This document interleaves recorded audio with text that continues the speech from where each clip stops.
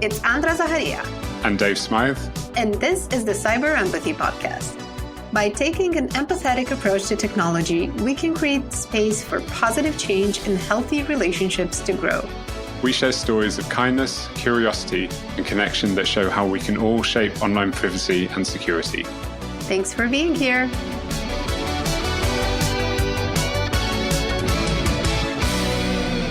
Since the first time you heard me speak on the Cyber Empathy Podcast, empathy has been all around, especially in the tech industry, but also kind of far beyond it. There's been a lot of talk about it, a lot of articles. It's been kind of hyped up, challenged, and everything else that happens when a topic gets a lot of hot takes. So I kind of wanted to take this opportunity now that the podcast is back after a 6 months pause. I wanted to take this chance to tell you a little bit about what's happened in the meanwhile, what I've learned, how this podcast is evolving, and how I hope it serves you in the long run. So I'm going to share some personal learnings that I've had this past half a year and how it's influencing the work that I do with this podcast, but also kind of well beyond that, because my work, my community involvement, and this podcast are all kind of intertwined and they fuel each other a lot. So let's start with probably your first and most important question. Hey, why did you stop making the podcast for such a long time?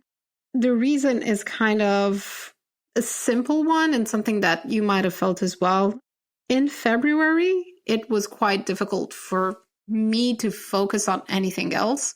As you may or may not know, I'm based in Bucharest, Romania. So the emotional impact of the war was extremely powerful, and it took a while to be able to cope with this new reality and handle this new layer of anxiety and fear and everything else that comes with it, which again is something that a lot of people have gone through.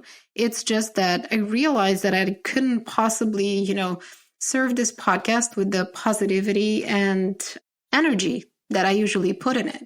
So I had to give myself a break. Of course, I also talked to Dave Smythe, my co-host, and we both agreed that it would be a good idea to hit the brakes and give ourselves some time to process everything that's going on. In the spirit of practicing what we preach, which is a lot of self-empathy, a lot of giving ourselves space to really go through things and be present instead of dismissing them and powering through, which is something that I've done a lot in the past and would not recommend as a coping strategy. So we took this break. But during this break, so during the past months, I haven't just, sat around and waiting for things to go by. Two important experiences happened in the meanwhile. So first of all, what I wanted to try this year was to do less. So that involved facing my fear of doing fewer things, which is something that I've never tried before. I've always been focused on doing more things, not fewer. And that really took a bit of energy from me to constantly stay in that awareness that I decided and I promised myself that I would take on fewer projects, do fewer things. And taking a break from the podcast kind of played into that. It was difficult. It was difficult because I feared that you wouldn't be here to listen to the next episodes, because I feared that I'd be letting you down and I'd be letting other people down, that I would somehow, not be enough just because I had always been there for the projects that I committed to. And I've never taken such a long break. So this was difficult, but I drew a lot of lessons from it, and now I'm able to come back to this project with renewed enthusiasm and excitement and the same level of commitment that I gave it when I first started doing the Cyber Empathy Podcast. So that was one thing, facing my fear of doing less, which is a topic that I'd like to kind of keep for a future episode so I can go in depth with someone who has also gone through the same thing. Because I really believe that practicing empathy, whether it is on ourselves or with others, involves being very honest with ourselves and other people, and facing our fears and being vulnerable. And these things always go together. And I feel like some of the most powerful stories that I've heard here on the podcast, in private conversations, and throughout my life all have to do with vulnerability and openness and this kindness, compassion, and empathy that come with this practice of showing up for people and showing up for yourself. So I'll explore this particular topic on facing fears, particularly the fear of doing less and slowing down, in a future episode. So that was one of the things that happened.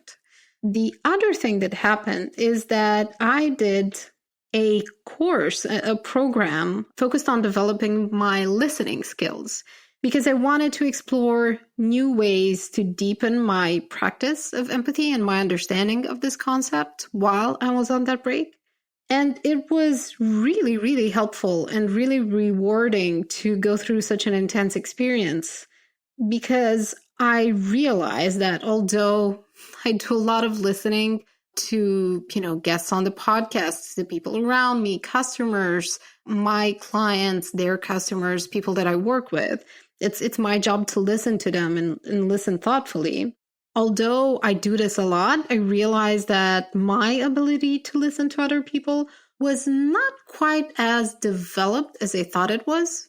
So it was a sobering experience, and one that really elevated my understanding of certain nuances and aspects that are involved in the listening process, and how important our ability to listen is to our ability to be empathetic and to practice this empathy in a way that elevates our work, that helps elevates our relationships and just makes our lives better.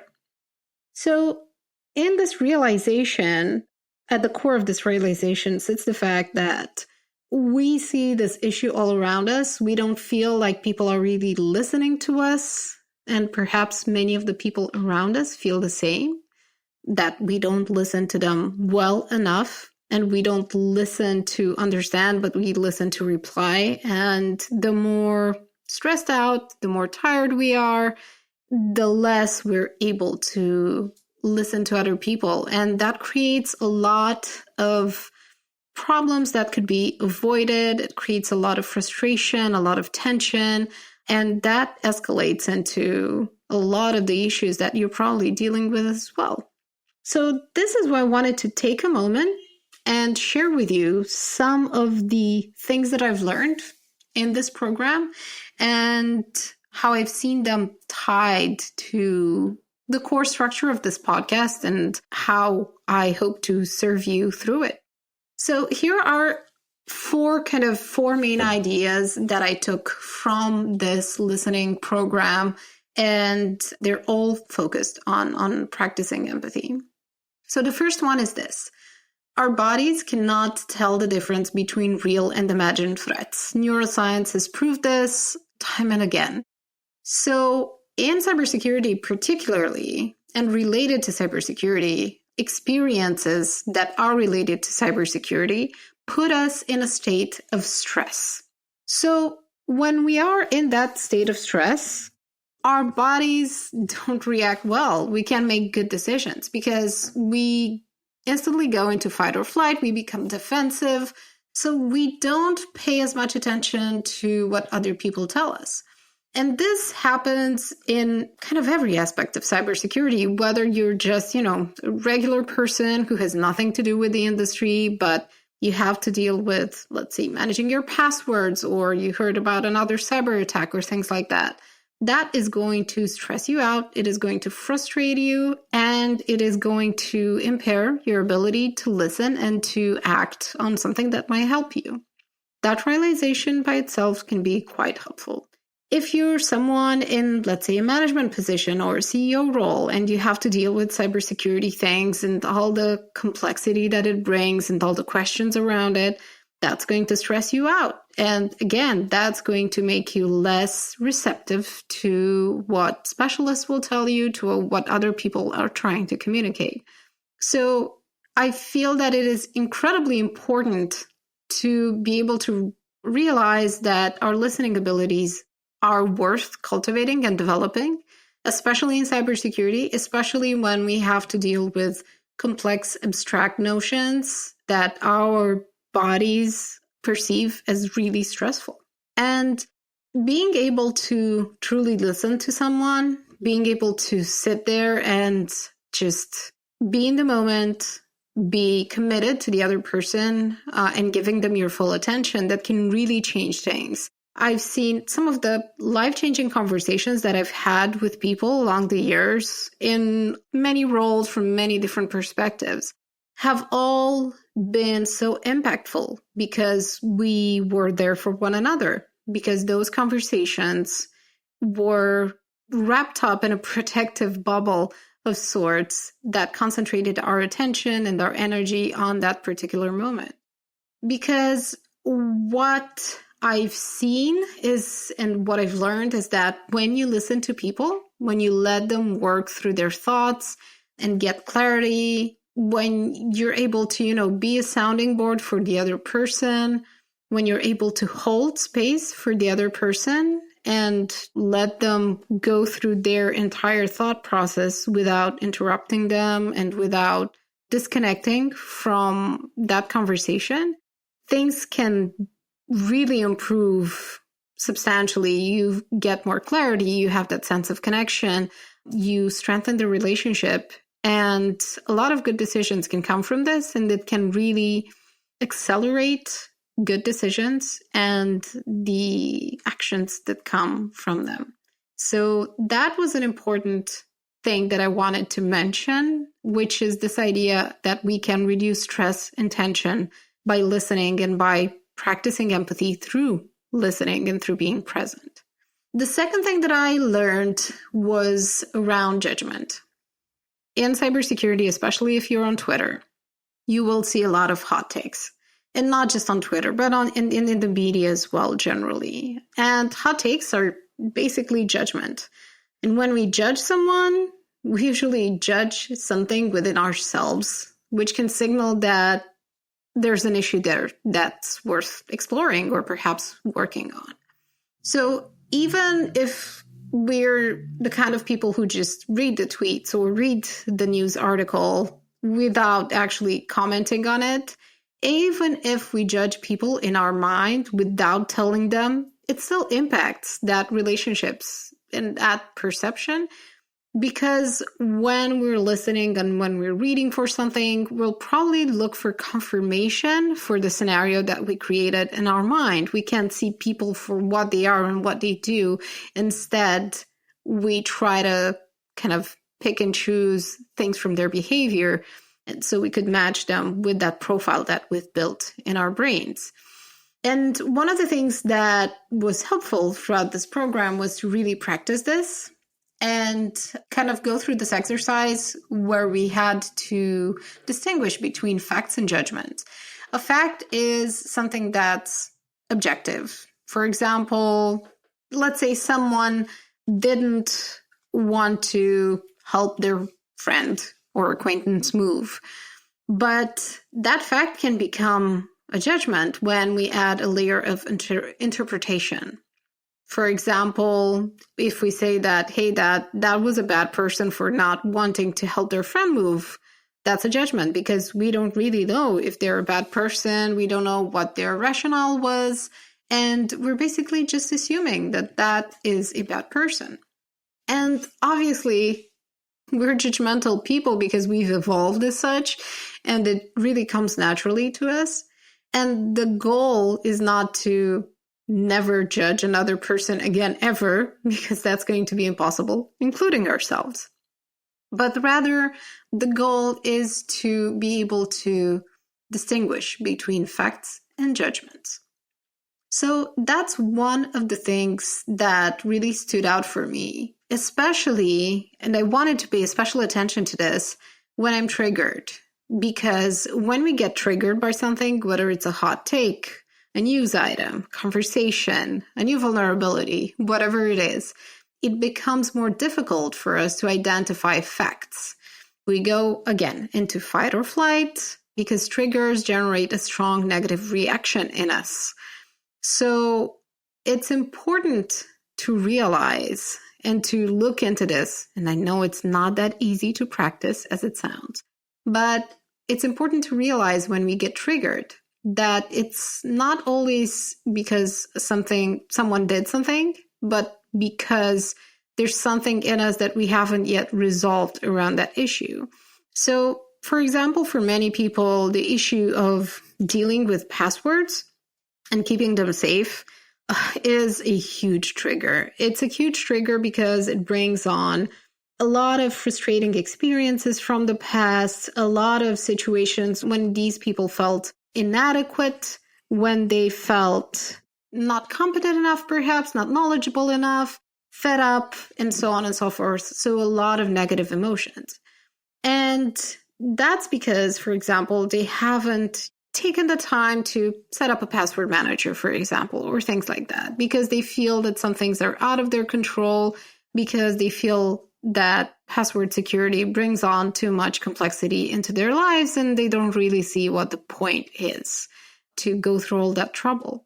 This trigger, for example, leads to all of this emotional overwhelm because there's a lack of clarity there. There's a lack of understanding why this is important for their digital lives, what it can do for them in a positive way, and how it can affect them in a negative way.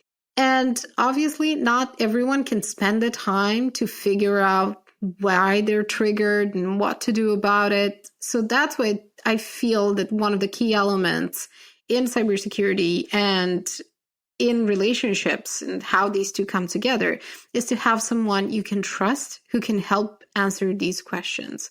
Have a person that's close to you or someone online or a sort of community that can really help you with questions and make you feel safe to ask any kind of questions around security, around, technical stuff, around privacy, things that you're not an expert in. And I really, really believe this. And this concept applies to many other things as well, not just cybersecurity.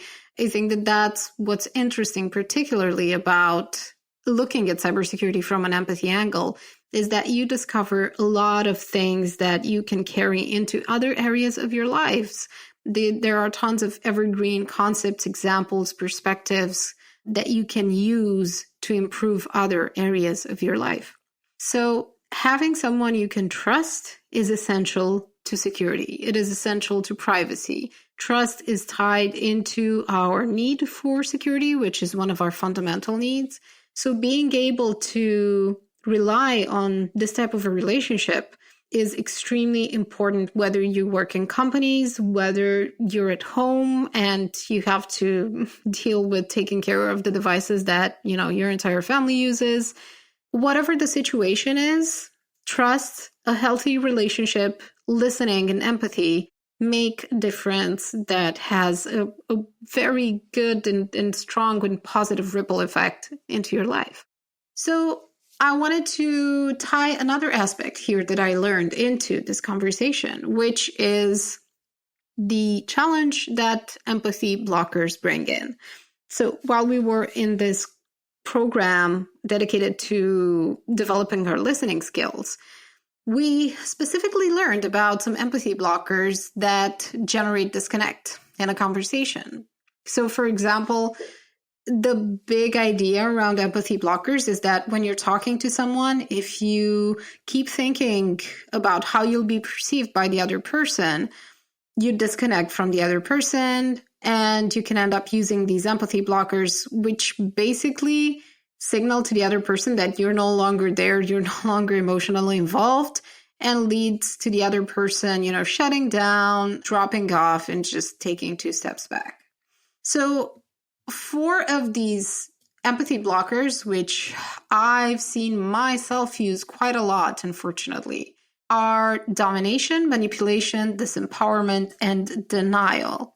And then just to give you a quick example on each, if you search online for these empathy blockers, you can read a lot more about them. My goal here is not to go into detail, but rather to give you some things that I thought were really useful. And if they resonate, you can explore them further. So one of the first empathy blockers is domination. So for example, if you're threatening or ordering, criticizing, or name-calling someone, of course, these are all empathy blockers. They will not get you a positive reaction from the other person. Neither will things that, phrases that include should, like, hey, you shouldn't be so angry, you shouldn't be so bothered, because that's never, ever created a positive response for someone. Telling people to just the well-known example of calm down hasn't helped anyone calm down in the history of calming down. So trying to dominate the other person is obviously unempathetic and will immediately lead to a disconnect in that relationship and in that conversation.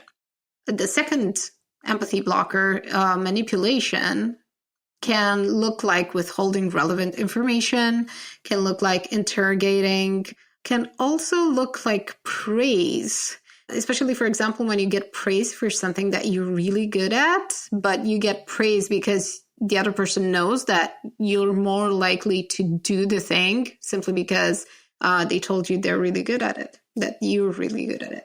So that was quite eye-opening for me to realize that there are so many manifestations to these empathy blockers, and we're only halfway.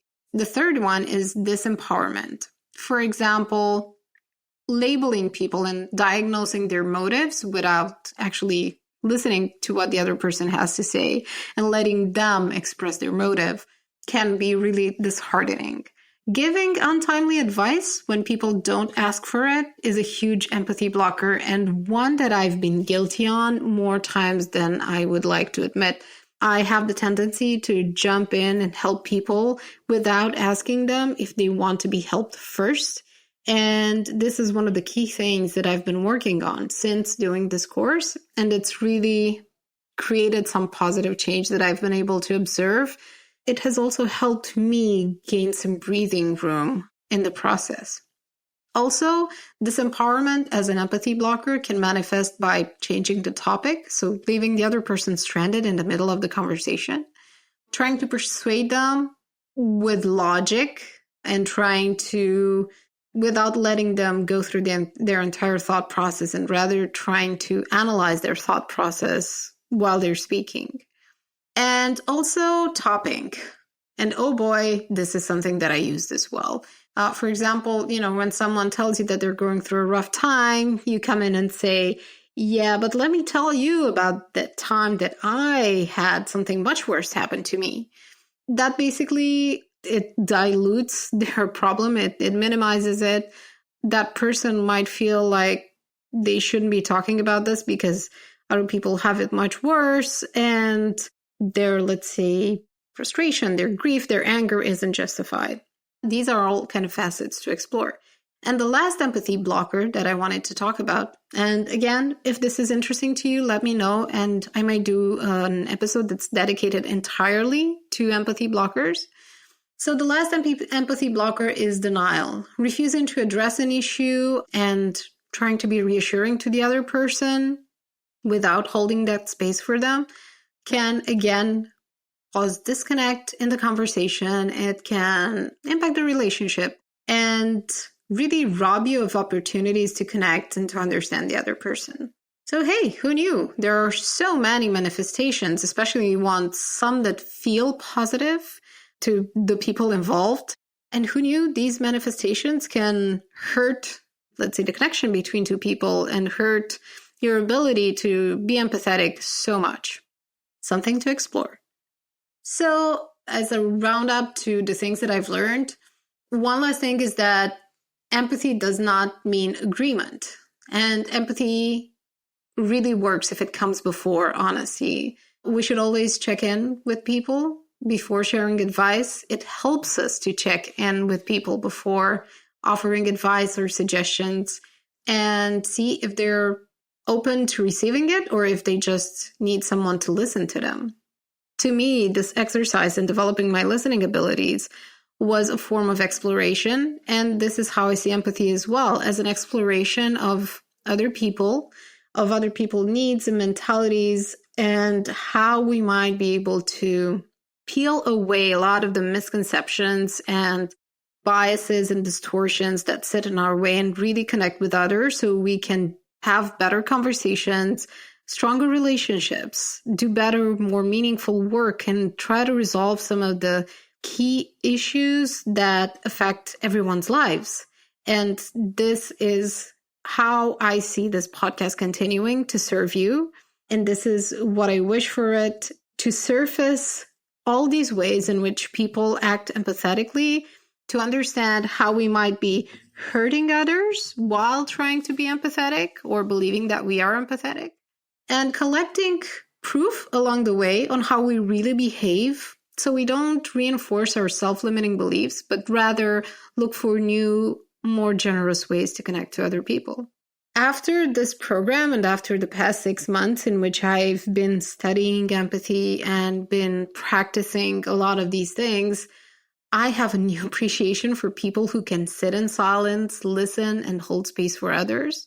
I also kind of learned that I can take time to think and ask for that time if I need it, whereas I felt like I always had to be prepared. I always had to be on point, never giving myself a bit of leeway if I needed it. So that's a lesson in self-empathy that really helped me.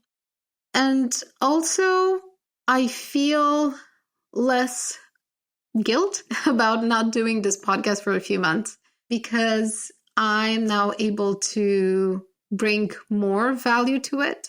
I'm able now to bring a different perspective, a bit more attention to nuance and details, and to put everything that I've learned to good use, not just for myself, but obviously for you, since you're listening and giving me your time so generously. So what you can expect from the podcast is to continue to be a series of interviews sprinkled with solo episodes and conversations between me and Dave, and a lot of other formats that will be a testament to this mission to explore empathy, its manifestations, and how it can serve the cybersecurity community in general. So 2 ways that I plan to walk the talk, which is something that's really important to me, is that I'm soon launching a list of 50 questions to help you practice empathy. In the past, I have created a list of 100 questions to help you with decision making for the podcast that I used to do, How Do You Know? But these are specifically geared towards practicing empathy. They are not necessarily easy and they will not necessarily feel comfortable using. But I promise you that if you give them a chance, they can really help. And then my next project is to put together 100 phrasings to help you weave empathy into your interaction. So ways to express yourself that keep empathy in that level of awareness that we all need, and also help carry conversations forward without bringing in empathy blockers and bringing in all of, other kinds of issues that might hurt your connection to other people.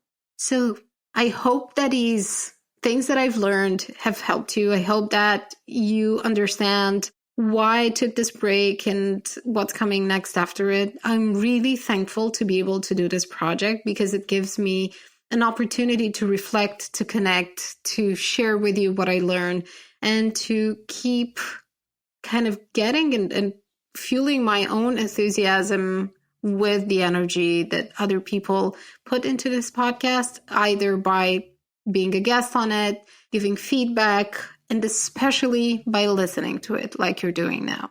So thank you for being here. Thank you for continuing to listen to the podcast. Thank you for keeping empathy in your horizon and in your life. And I can't wait to share the next episode with you. I'll see you soon. Thanks for joining us. For show notes and links from this episode, head to cyberempathy.org, where you can also find resources to guide you to a healthier, more comfortable relationship with technology. And if you have a question for us, or if there's a topic you'd like us to discuss, we'd love to hear from you too.